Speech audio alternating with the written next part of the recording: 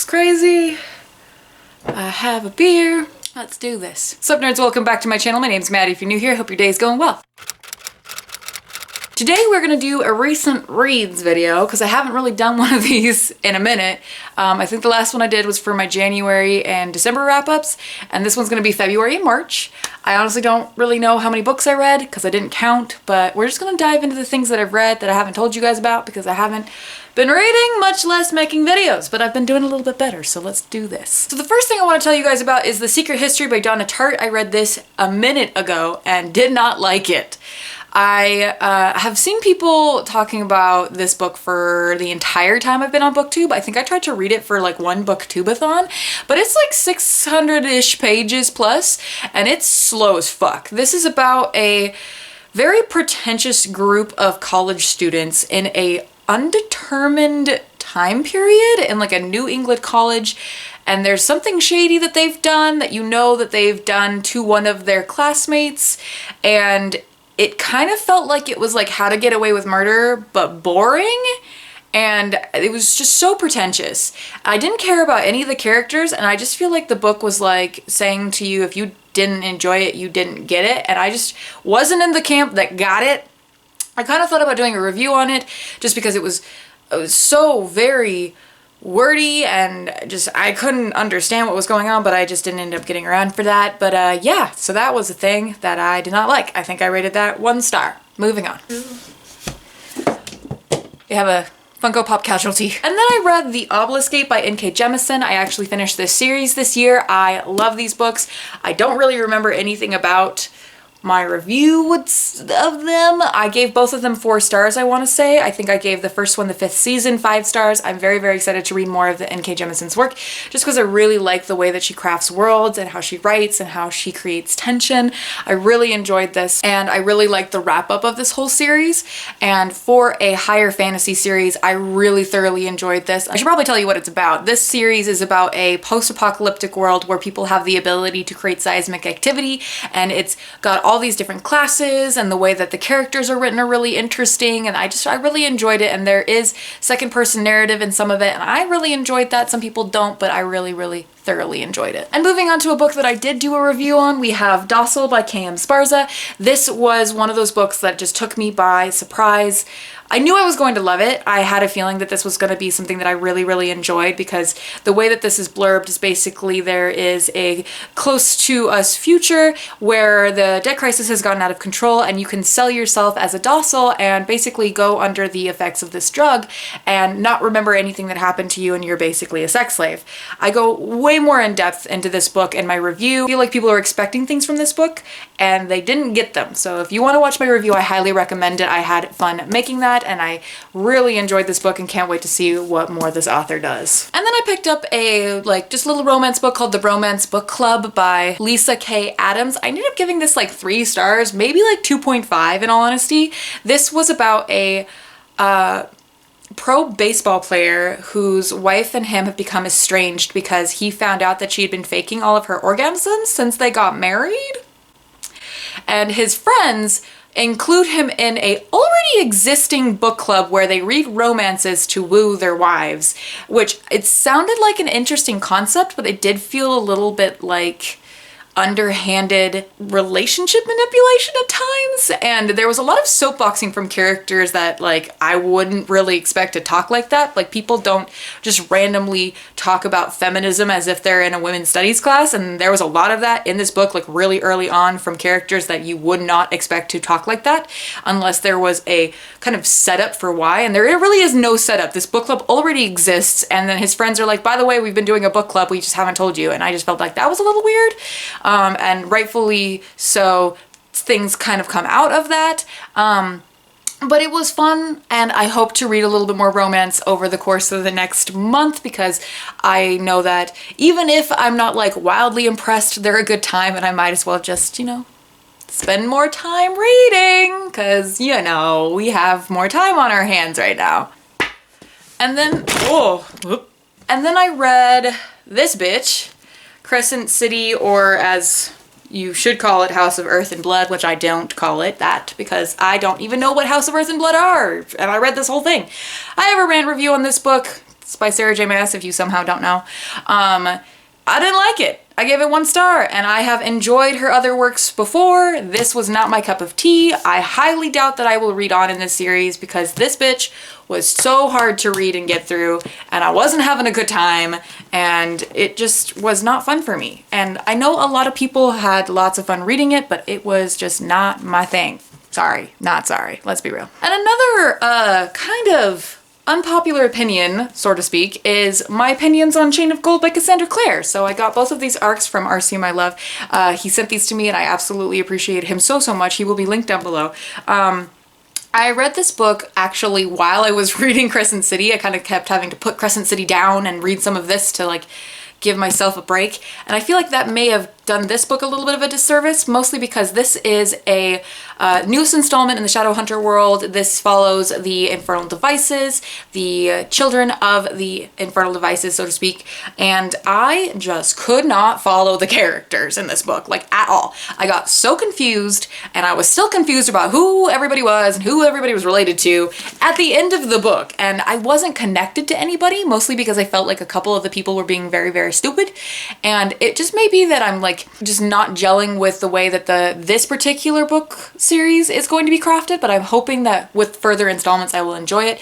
Usually speaking, the first installment of a Shadowhunter novel series is not my favorite, and I feel like that's probably what's happening here. I have an expectation that I'm going to enjoy the next books in the series, but this one was not what I was hoping for, I guess. So I gave it 3 out of 5 stars. I did enjoy being in the world again. I do like some of the new characters, but I do feel like a lot of them are kind of carbon copies of characters we already have in the world, because when you have like 100,000 characters in a world, it's kind of hard to make things new and fresh. But I'm hoping that with what I think is being set up in this book, I will enjoy it. We'll see. Who knows? I'm Shadowhunter trash, so we know that I'm gonna read it. It's just gonna happen. And then another book that I read that I feel like I have like expectations for, and I didn't necessarily have all of them met, whatever, was Come Tumbling Down by Shannon McGuire. This is the 5th installment in the Wayward Children series, and I feel like I might need to binge all of these in like one sitting, maybe by audiobook. And this is a series about a school where children go after they've come back from fantastical worlds like Narnia and things like that. And this one follows our main characters from the 2nd novel in the series, which was a prequel to the first book, blah, blah, blah. And I enjoyed this one. I do feel like I have, the last few installments, I feel like I've just had a harder time kind of connecting with the characters anymore. It's not necessarily that I don't like the world or the writing. I absolutely love both, but I just feel like I'm losing traction, and I'm hoping that whatever she comes out with next in this world is gonna just blow my mind. That's what I'm hoping for, because otherwise I may not continue on until the series is done. And when the series is done, I'll buy all of them and just binge read them, because that would be really fun. These are super, super slim, and I feel like that would be, it would feel more conclusive, I guess. I'm not necessarily saying that these are too short. I'm just saying that every time I finish one, I'm just like, okay, but I want to know more about these worlds, and I don't feel like I have enough time to get to know any of that. I don't know. I just feel like this would be really fun to binge. So maybe I'll like wait until it's all the way done, continue to read it. Who knows? I don't know. Most likely, I'm not going to be patient, and I'm going to read them when they come out, knowing me, because duh. And I've already talked about the next book on most of my social medias at this point, but this is probably one of my favorite books of the year, and it is Tuesday Mooney Talks to Goats by Kate Rakulia. I don't know how to pronounce that. So this book is weird, and I am just a sucker for fucking weird books right now. If your book isn't fucking weird, I'm probably not gonna like it. I'm not gonna lie. So this is about Tuesday Mooney. She is a research assistant, basically, who goes and dives into rich people's history, their like social medias, and finds a way to get them to donate money to her nonprofit. And this is basically a story about how she basically kind of comes into contact with this billionaire, and it gets herself involved with this older man who died, and he was a rival of the billionaire she comes in contact with. And this guy who died has this crazy game that he lines out for all of New York City, I think. And it's basically like if Ready Player One was taken over by the Addams Family and just better.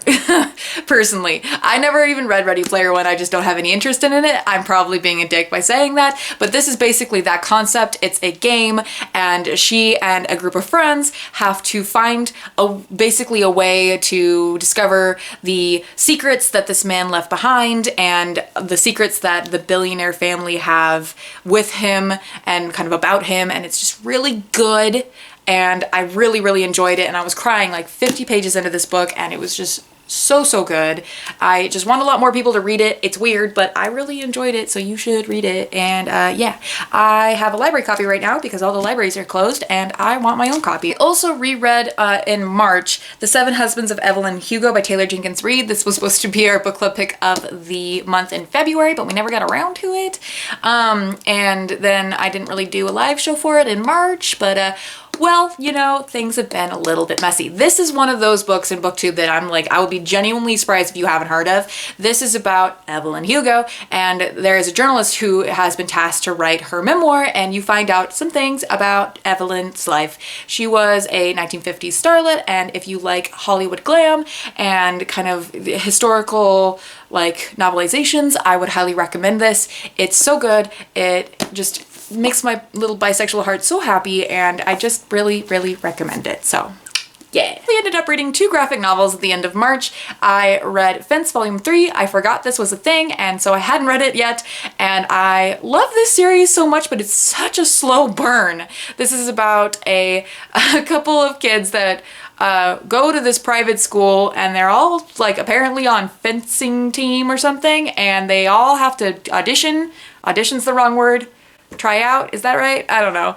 For the fencing team, and it's a lot of fun and super cute, and I just like it a lot, but damn, this, like, we're on volume 3 and they haven't even finished tryouts yet. I'm just like, fuck, it's taking forever. But it was really good. I think I gave it 4 stars, mostly because I'm like, okay, we can hurry up now. And the last book that I'll talk to you guys about is Unnaturals Volume 1. Unnatural? Whatever. This is a very interesting series. I had been wanting to pick this up for a while now. I haven't really heard anybody talk about it on BookTube, but it's weird. This is a graphic novel series about a world where there's basically humanoid animal people, and if you sleep with someone of not your species, it's considered taboo, and you could basically go to jail for it. And the main character is a pig lady, and she's been having some sexy dreams about a wolf man, and I was not prepared for how steamy this volume was, and I'm very excited to read on in the series.